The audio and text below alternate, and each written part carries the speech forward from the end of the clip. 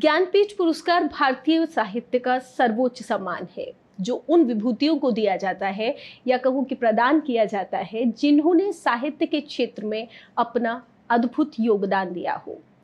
58वां ज्ञानपीठ पुरस्कार ऐसे ही महान तपस्वी को दिया गया है जिन्होंने संस्कृत भाषा को अपनी साधना का माध्यम बनाकर अपना संपूर्ण जीवन राष्ट्र और मानव कल्याण को समर्पित कर दिया।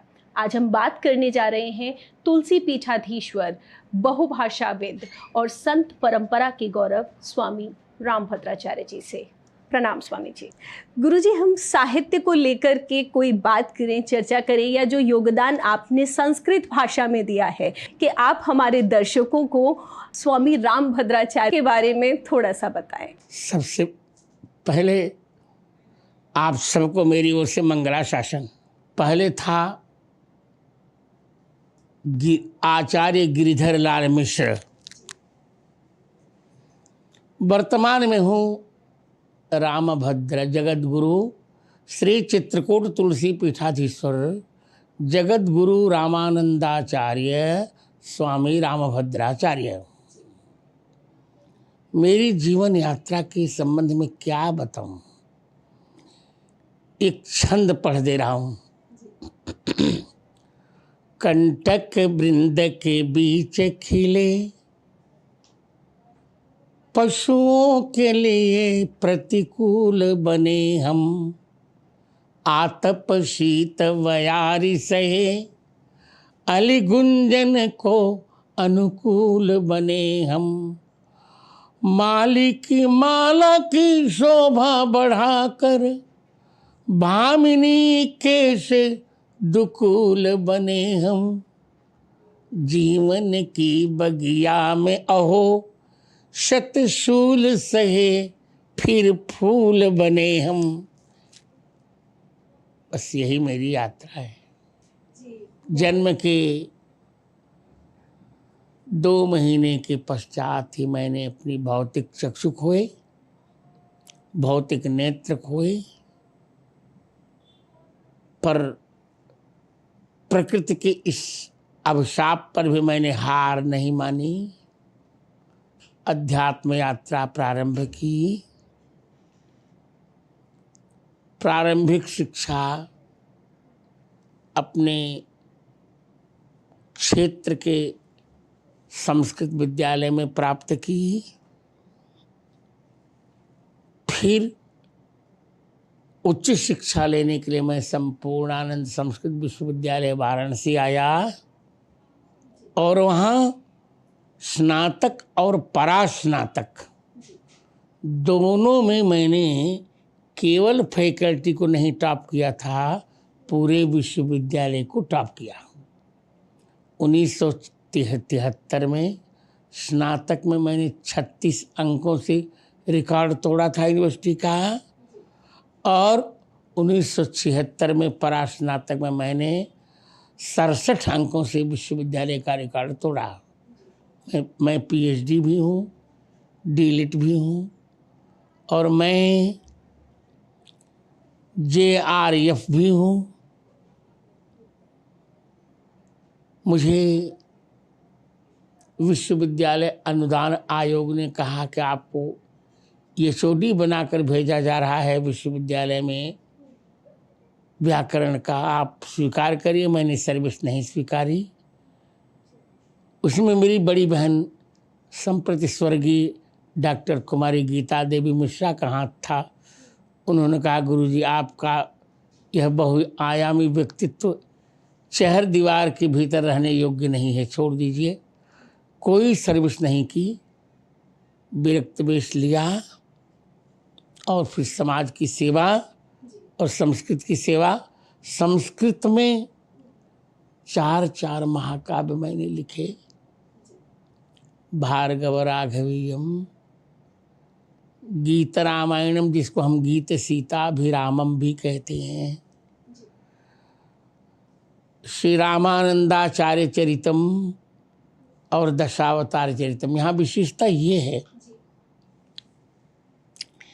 कि अब तक वाल्मीकि से लेकर अब तक जितने भी कवि हुए वो केवल श्रव्य काव्य लिखते थे, श्लोकबद्ध लिखते थे। कालिदास ने, सबने पे एक एक महाकाव्य लिखे। कालिदास ने 2 महाकाव्य लिखा है, पर मैंने 4 महाकाव्य लिखे। उनमें से 2 श्रव्य महाकाव्य, गीत परंपरा में संस्कृत में कोई महाकाव्य नहीं था, वो मैंने संस्कृत को नया उपहार दिया। गीत महाकाव्य लिखकर गीत सीताभिरामम नामक महाकाव्य लिखा भगवान राम के लिए। और गद्य में भी संस्कृत में कोई महाकाव्य नहीं था, कादंबरी उपन्यास है। मैंने दशावतार चरितम नामक गद्य महाकाव्य भी लिखा। अभी भी एक महाकाव्य लिख रहा हूँ, श्री मैथिली मंगलम। इसके पश्चात बड़ी बड़ी उपाधियाँ और पुरस्कार मुझे मिले। महामहोपाध्याय, राष्ट्रपति पुरस्कार, साहित्य अकादमी पुरस्कार, बाण पुरस्कार, राजशेखर पुरस्कार, कविकुल रत्न पुरस्कार, अंत तो गत्वा भारत सरकार का पद्म विभूषण सम्मान जो 2015 में मिला, और मिल गया अब ज्ञानपीठ पुरस्कार जो शिक्षा जगत का सबसे श्रेष्ठ पुरस्कार है, सर्वोच्च पुरस्कार है। इसको सभी लोग नहीं प्राप्त कर पाते। जैसे महादेवी वर्मा, सुमित्रानंदन पंत, जिन लोगों ने श्रम किया, उसी प्रकार मैंने भी अब तक 2 ऐसी परिस्थिति में रहकर भी 250 पुस्तकें लिखी मैंने अब तक। मैं मानता हूँ कि अब तक जितने ज्ञानपीठ पुरस्कार प्राप्त करता है, इतनी पुस्तकें किसी ने नहीं लिखी होंगी। मैंने समाज की सेवा की। एक मूक बधिर और प्रज्ञा चक्षुओं के लिए विद्यालय बनाया, प्रथम से इंटर तक। फिर मेरे मन में आया तो मैंने एक विश्वविद्यालय भी बनाया अपने श्रम से। जगत गुरु रामभद्राचार्य दिव्यांग राज्य विश्वविद्यालय चित्रकूट, उत्तर प्रदेश। उसका मैं जीवन पर्यंत कुलाधिपति भी हूँ। ये मेरी संक्षिप्त यात्रा है। और इसकी विशेषता ये है कि मैंने अपनी प्रत्येक परीक्षा में 99.9 से नीचे कभी नहीं पाया। 99% और फिर 0.9। इसे मुझे अपने अध्ययन पर घमंड नहीं है, पर गर्व अवश्य है। जी गुरुजी, बिल्कुल सही कहा आपने, क्योंकि ये जो आपका सफ़र है, ये समय पूरा ख़त्म हो जाएगा, लेकिन सफ़र की जो घटनाएं हैं और जो आपकी उपलब्धियां हैं, यकीनन वो नहीं ख़त्म होंगी, इतनी ज़्यादा है। जी, तो मैंने सकलांगों के साथ यूनिवर्सिटी में पढ़ा और ब्रेल छुआ भी नहीं, बिना ब्रेल के पढ़ा। बिल्कुल, ये सबसे बड़ी बात है स्वामी जी। और फिर भी 2 बार यूनिवर्सिटी को टॉप किया, सकलांगों के बीच में रहकर टॉप किया। और केवल विभाग में टॉप नहीं किया, पूरे विश्वविद्यालय का रिकॉर्ड तोड़ा। मैंने 9 स्वर्ण पदक भी प्राप्त किए। बिल्कुल गुरुजी। गुरुजी, जैसे बात संस्कृत की हो रही है, आपको संस्कृत में आपने नए नए आयाम छुए हैं, और संस्कृत का आधार होती है व्याकरण। और अगर हम व्याकरण की बात करें तो व्याकरण जो है वो 14 माहेश्वर सूत्र पर आधारित होती है। मैं चाहूँगी हमारे दर्शकों को थोड़ा सा। ऐसा है जी। पहले 9 व्याकरण थे, पर सबका संक्षेपीकरण किया पाणिनि जी ने पाणिनीय व्याकरण में, अष्टाध्यायी में। 14 माहेश्वर सूत्रों को उन्होंने प्राप्त किया डमरू से। उसके आधार पर उन्होंने 3,997 सूत्र लिखे। उस सूत्र ग्रंथ का नाम है अष्टाध्यायी। उसमें सब कुछ आ गया। और उस पर जब काम की बात की जाए तो अब तक किसी ने पूरा काम नहीं किया। पतंजलि ने किया तो 3000 सूत्रों पर ही है, 1000 सूत्र पर उनका नहीं। उसको हम लोग कहते अजा भक्षित न्याय किए होंगे, पर पत्तों को बकरी खा गई। इसके पश्चात जयादित्य ने किया तो 5 अध्याय के पश्चात ही उनका शरीर छूट गया। वामन ने पूरा किया। इसके पश्चात मैक्स मुलर ने किया अंग्रेजी में, तो वो फिर पूरा नहीं कर पाया, 4 अध्याय तक कर पाया। फिर स्वामी दयानंद सरस्वती ने किया, 3 अध्याय तक कर पाए। पर मेरी बहन ने कहा कि गुरुजी आपकी मृत्यु मैं ले लेती हूँ, आप यह कार्य कीजिए। और वही हुआ। 2017 के 31 दिसंबर को मैंने 63 डायरियों में अष्टाध्यायी पर काम किया, जो छपकर आज 10,000 पेजों में दिखाई पड़ता है, 10,000 पृष्ठों में। और मेरी बड़ी बहन का शरीर 15 मार्च 2018 को छूट गया। तो पाणिनि इसमें 3 वृत्तियां मैंने लिखी, जिनको हम व्याख्या कहते हैं। रामभद्रिया वृत्ति गद्य में, राघव तोषणी वृत्ति पद्य में, जिसमें मेरी ही रचे हुए 55,000 श्लोक हैं। और हिंदी में राम प्रसादिनी वृत्ति लिखी मैंने। इसका लोकार्पण करने के लिए 27 अक्टूबर 2023 को स्वयं भारत के प्रधानमंत्री नरेंद्र भाई मोदी मेरे आश्रम चित्रकूट तुलसी पीठ आए थे। तो पाणिनि पर तो मैंने बहुत काम किया। जी गुरुजी, इसीलिए मैं चाहती थी कि आप थोड़ा सा संक्षिप्त में दर्शकों को बताएं। बहुत उत्तम आपने बताया। गुरुजी, वेदों से पुराणों तक का जो स्वरूप है, भारत का जो स्वरूप है, उसे आप किस तरीके से देखते हैं? बहुत उत्तम देखता हूँ, पर एक गड़बड़ हुआ। जब मुगल और अंग्रेज हमारे यहाँ आए तो पुराणों में उन्होंने बहुत से अवांछनीय अंश जोड़ दिए जो नहीं होने चाहिए थे।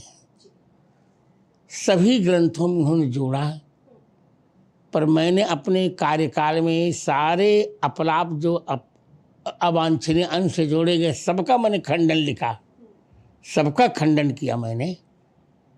और अब शुद्ध पुराण, वेदों और पुराणों का स्वरूप देखें तो वह अखंड भारत की कल्पना करता है। और सबका मानना है कि यदि भारत को अजेय रखना है तो एक आदर्श मानना पड़ेगा। वह आदर्श होंगे भगवान राम। दूसरे आदर्श हैं भगवान कृष्ण, पर प्रथम भगवान राम ही हैं। इसे राम सापेक्ष राष्ट्रवाद की कल्पना करके ही हम इस भारत को अजेय बना सकते हैं। जी गुरुजी।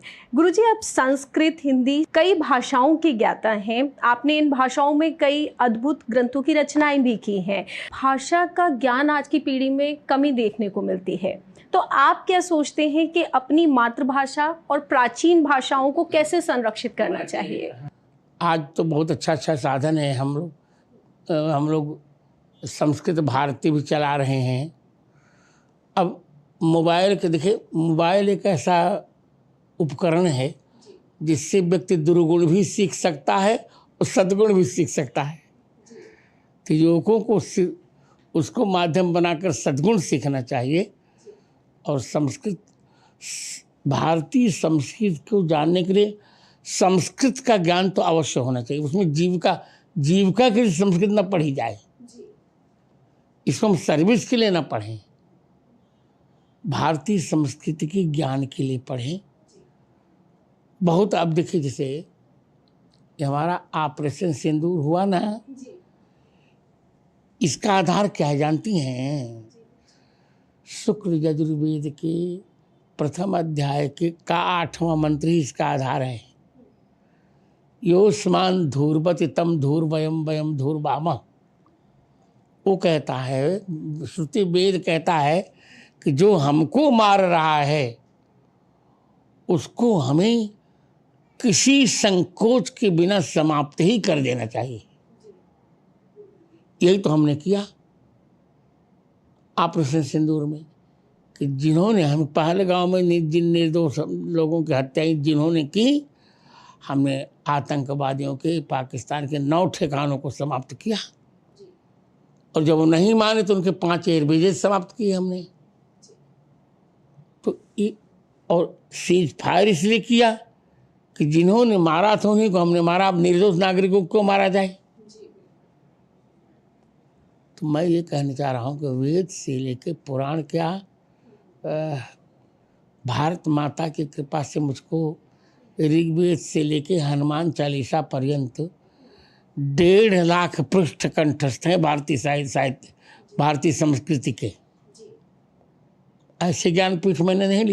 गुरुजी, जिस तरीके से आपने साधना की है, तपस्या की है ज्ञान की, और तब वो ज्ञान आपने अर्जित किया है, कठिन परिश्रम किया है, आज के युवाओं की अगर मैं बात करूं तो उनको आप क्या सलाह देना चाहेंगे? क्या आपकी दिनचर्या होती है, किस तरीके से कुछ तो करें। मैं ये आज का युग इतना बर्बाद हो गया है कि 2 बजे रात तक तो वीडियो गेम देखता है, और सोने जब बैठता है तो 10 बजे तक सोता है। माँ नौकरानी की भांति उसको चाय पिलाती है। बिल्कुल ऐसा नहीं होना चाहिए। समय से भोजन करके समय से सो जाओ। जैसे मैं सोता हूँ ठीक 4 बजे उठ जाओ, अपना काम करो। जी बिल्कुल गुरुजी, जैसा आपने कहा कि आज मोबाइल सबसे बड़ी समस्या बना हुआ है और इसीलिए कहीं ना कहीं छात्र किताबों से दूर हो रहे हैं, तो उन्हें किस तरीके से उन किताबों में वापस आना चाहिए? इस बीमारी को थोड़ा छोड़ना चाहिए।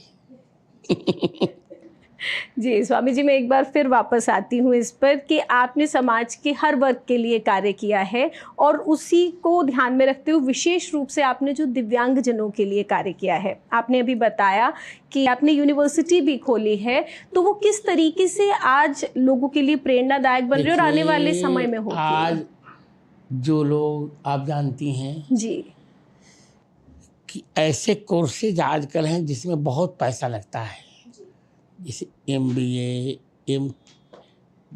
BTech, MTech, BBA, MBA, BCA, MCA, इनमें बहुत पैसे लगते हैं, लाखों रुपए लग जाते हैं। और हम एक पैसा लिए बिना दिव्यांगों को BTech, MTech, BBA, MBA, BCA, MCA सब कुछ पढ़ाते हैं, एक पैसा नहीं लेते। उनको निःशुल्क भोजन, निःशुल्क शिक्षण और निःशुल्क निवास देते हैं हम। और हमारे विश्वविद्यालय से पढ़कर 2 लड़के IAS हुए, सोचिए आप। जी बिल्कुल गुरुजी। गुरुजी मैं चाहूँगी, जैसे आपने बताया कि वो निःशुल्क यहाँ पर होता है, सभी जानते हैं, तो मैं चाहूँगी आप हमारे दर्शकों को ये भी बताएं कि उसकी प्रक्रिया क्या है, क्योंकि मानिए कोई दिल्ली में है तो वो किस तरीके से कोई जा सकता प्रक्रिया नहीं है। जी, जुलाई में आवेदन कर देना चाहिए, अगस्त तक उसमें एडमिशन होते हैं, फिर पढ़ना चाहिए। वहाँ हम हॉस्टल भी देते हैं, कन्याओं को भी, बालकों को भी, और अनुशासित भोजन भी देते हैं। और हमारे यहाँ का भोजन शुद्ध शाकाहारी होता है, हम लहसुन प्याज की भी अनुमति नहीं देते। जी, और आप जैसा हमेशा कहते भी हैं कि जैसा आहार होगा वैसा ही व्यवहार निश्चित बच्चों का। आहार सत्व शुद्धि, सत्व शुद्धो ध्रुवा स्मृति। क्योंकि मैं स्वयं चांसलर हूँ उस यूनिवर्सिटी का, जीवन पर्यंत कुलाधिपति हूँ मैं। जी, मैं स्वयं कक्षाएं भी लेता हूँ, शिक्षा के लिए भी मैंने पुस्तक भी लिखी। आज तक भारतीय शिक्षा पर कोई पुस्तक नहीं थी, मैंने 18 अध्याय में भारतीय शिक्षा पर पुस्तक लिखी। अब बहुत शीघ्र ही उसका लोकार्पण होगा। जी जी गुरुजी, हमें इंतज़ार रहेगा। और साथ ही गुरुजी, जैसे आपने अपने जीवन में अनेक अंतर्राष्ट्रीय मंचों पर भारत और भारतीय संस्कृति का प्रतिनिधित्व किया है, वहाँ भारतीय संस्कृति के प्रति कैसी जिज्ञासा और आदर देखते हैं आप? वर्ल्ड पीस समिट जब 2000 में आयोजित हुई थी संयुक्त राष्ट्र संघ में, अमेरिका में, तो भारत के शिष्टमंडल की अध्यक्षता मुझे ही मिली थी। उस समय मुख्य प्रधानमंत्री थे संप्रति स्वर्गीय अटल बिहारी जी वाजपेयी। तो वहाँ मेरी स्पीच ओम शांति शांति शांति पर हुई थी। प्राय संयुक्त राष्ट्र संघ में 5 मिनट से अधिक नहीं दिया जाता, पर मुझे 19 मिनट दिए गए थे और बार बार विदेशों में जाने का अवसर मिलता रहता है मुझे। तो वहाँ भारतीय संस्कृति के प्रति युवकों में बहुत जिज्ञासा है और विशेषकर रामचरितमानस के प्रति बहुत जिज्ञासा है। उतनी जिज्ञासा यहाँ भी होनी चाहिए युवकों में। बिल्कुल गुरुजी। और मतलब हमने ये भी देखा है कि आपकी भविष्यवाणी सदैव सत्य साबित हुई है और इसका सबसे बड़ा उदाहरण हमें राम मंदिर में देखने को मिला है। आपका अमृत पान न सिर्फ अपने लिए बल्कि भारतवर्ष की, क्योंकि दूरदर्शन है तो ऐसी जगहों पर भी जहाँ कुछ नहीं जाता वहाँ हमारा नेटवर्क जाता है, तो हम आपका अमृत पान वहाँ तक पहुँचाने की कोशिश कर रहे हैं। देखिए, जब संकल्प में सत्यता होती है तो भविष्यवाणी सही होती है जी। आज तक मैंने जो कहा वो हुआ। राम मंदिर के संबंध में मैंने गवाही भी दी थी और मेरी गवाही ने ही उच्च न्यायालय और उच्चतम न्यायालय को राम जन्मभूमि के अनुकूल निर्णय के लिए बाध्य कर दिया था जी। यहाँ तक उच्च न्यायालय के मुस्लिम जज थे, उन्होंने कह दिया sir you are divine power.